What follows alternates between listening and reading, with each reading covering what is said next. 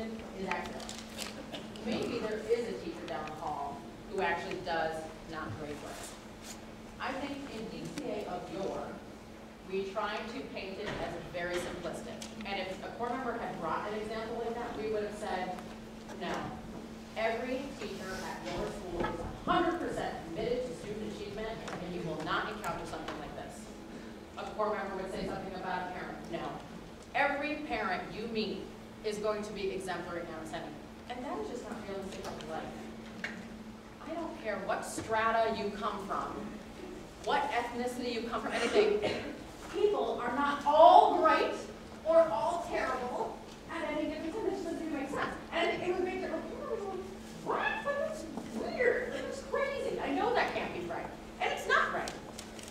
You're going to find all kinds of things and all kinds of shades of gray. And what the diversity competencies help us do is like, okay, this is a complicated situation. Like, I am sort of torn about the way I should feel. Am I allowed to judge this teacher? Am I not?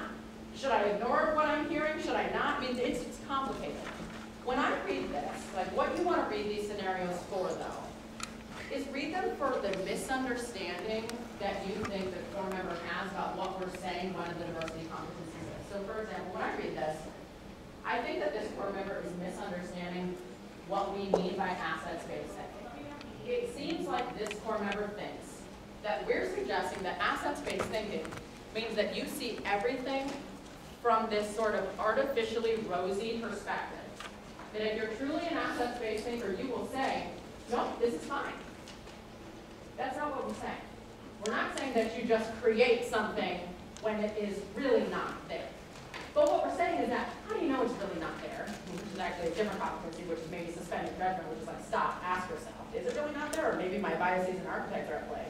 But specifically in this example, I think this person is saying, like, what we're asking them to do with assets-based thinking in general is, okay, here's a person. They have strengths, they have weaknesses. We all know. Maybe this teacher doesn't, in fact, grade work, but what assets-based thinking would ask them to do is to say, but what are the other positive attributes of this teacher? And I bet they have them.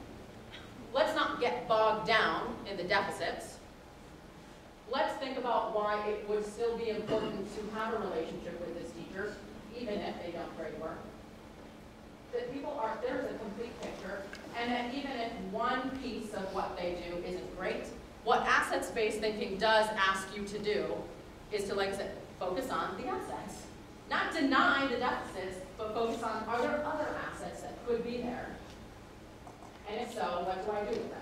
That's what it does. It doesn't ask you to just dismiss what you, if, you know, and I use the word if, you can determine that something is absolutely the way you think it is, which I would even argue. So that's what you're going to do. That's not the only misconception in this scenario. So you're going to spend the next 15 minutes dissecting this scenario, find the other misconceptions. Your SD is going to facilitate a conversation. Then you're going to go on to the second scenario and do the same thing. And that one's actually even more complicated, I think. And find the misconceptions about the diversity competencies of that. I'm going to stop and release you to your school team.